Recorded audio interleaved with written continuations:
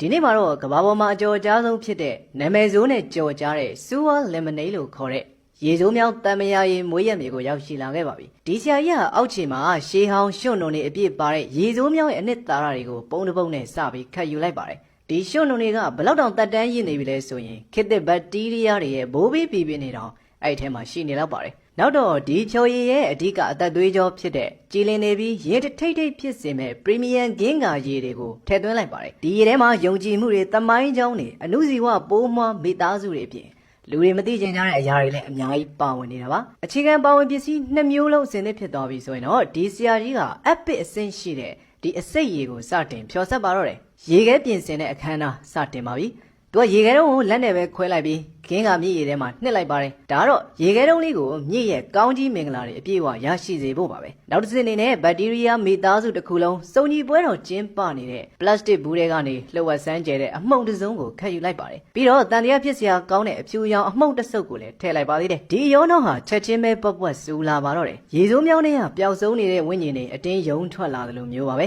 ဖြော်ဆန်းမှုအပြီးတတ်ဖို့အတွက်ဆရာကြီးကရေနှုံမြောင်းအကြောင်းနေကြထဲမှာရှင်သန်နေတဲ့မြက်ပင်အနှဲငယ်ကိုဆွဲနှုတ်ပြီးတဘာဝဆေးဘက်ဝင်အပင်လေးဆိုပြီးထည့်လိုက်ပါတယ်ပြီးတော့မိသားစုအမွေနှစ်ဖြစ်တဲ့တစ်သားချောင်းကိုကင်ပြီးဘယ်တော့မှနိုးထမလာတဲ့တစုံတစ်ခုကိုဖိတ်ခေါ်နေတယ်လို့မျိုးမှွေလိုက်ပါတယ်သူ့လက်ချောင်းတွေကနေကျလာတဲ့ချွေးဆက်တွေကလည်းဒီဖြော်ရည်တွေကိုပြန်ပြင်လို့မရနိုင်တဲ့ထူးခြားတဲ့လူသားအရာတာကိုထည့်ပေးလိုက်တယ်လို့ပါပဲအဲဒီနောက်မှာတော့ပထမဆုံးတက်တိခဲကြီးရာရှေ့ကိုတက်လာပါတယ်ဆရာကြီးကသူ့ကိုဖြော်ရည်တစ်ခွက်တိုက်လိုက်ပြီးသူ့ရဲ့တန်ရှင်းရေးနီးလန်းဖြစ်တဲ့ဂင်းကမြည်ရည်နဲ့အမြန်စေးကြောပြတာကိုဂုံယူဝင်ကြွားစွာပြသလိုက်ပါတယ်ကဲပြီးတော့ပါပြီဒါတော့3စက္ကန့်အတွင်းအိမ်သားကိုမရောက်ရအောင်ပို့ပေးနိုင်မယ်လို့အာမခံထားတဲ့တခုတည်းသောဖြော်ရည်ဖြစ်ပါတယ်တကယ်လို့အိမ်သားကိုအချိန်မီမရှာနိုင်ခဲ့ရင်လည်းမစိုးရိမ်ပါနဲ့တင်ရက်နေတဲ့နေရာကပဲချက်ချင်းအိမ်သားဖြစ်သွားမှာမို့လို့ပါပဲ